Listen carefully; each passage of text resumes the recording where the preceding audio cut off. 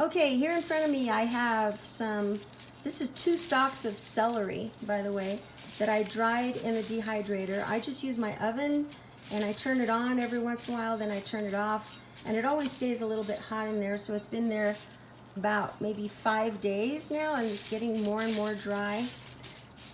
And up here in Colorado, it's so dry anyway, I can just use my oven. And by the way, that's my oven. So it's one of these huge, massive beast ovens where the pilot light is just constantly on.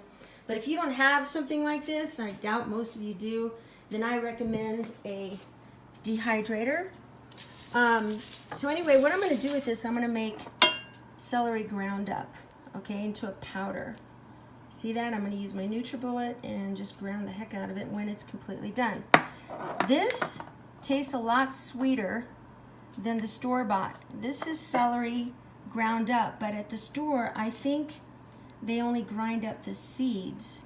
And this is very bitter, and this is very sweet compared to that. So this is homemade, and this is store-bought, okay?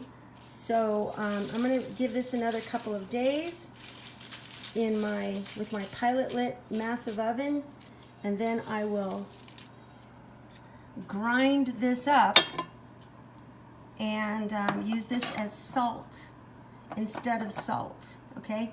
I really don't know what I'm going to do with this. It's very bitter tasting. I have no idea. So if you guys could give me some ideas, that would be awesome, because this is celery seed from the store, and this is the actual celery ground up salt replacement, okay? Edie the Salsa Freak signing out.